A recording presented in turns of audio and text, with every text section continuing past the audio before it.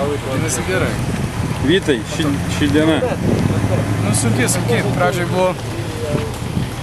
Pradžioj buvo truputėlį, mes ten buvom biškį pasikabinę, smeliuką, kokių 15-20 minučių praradom. Po to sunkio žymiai, mus daug aplenkė, tai dulkėse važiavom labai sunkiai buvo. Ir šitą fotoratą buvo nuleidę jiem, bet ir pabaigojo pirmo greičio ruožo. O šiaip antras greičio ruožas labai geras, labai greitas, gražu. Čia va tik į galą buvo upės vaga, kur labai smėlis, lampus ir akmenų daug. Bet šiaip viskas gerai. Šiaip neblogai. Mašina važiuoja, mes patenkinti. Turi būti viskas gerai. O tai yra laiko pasigrožėti gamtos vaizdais? Nu, man yra gal biškita. Antanai tai nelabai, vis tiek vairuotojai. Aš tai ten pasižiūriu aplink. Gražus kalnai, mes buvom pakilę 4000 metrų aukštį šiandien. Gražu, labai kalnai gražus.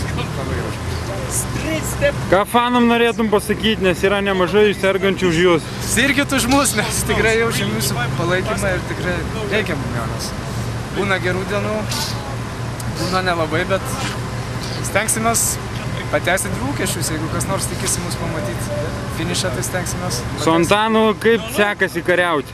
Nu, būna kartais. Aš gal truputėlį pasinervuoju, pasako ir man, aš kartais pasakau ką nors. Visko būna, pasitaiko, bet čia normalu, aš manau vis tiek. 2 savaitės praleis kartu vienoj mašinai. Kartais irgi pavargsti tiesiog.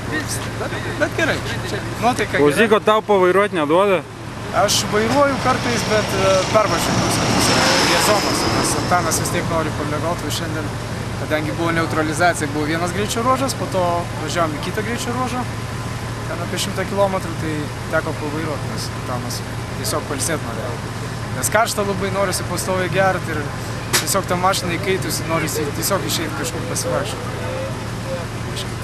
Pavargsti. Tai sėkmės rytoj ir linkim, kad rytoj nesiužsikištų oro filtras. Ačiū. Ačiū jums.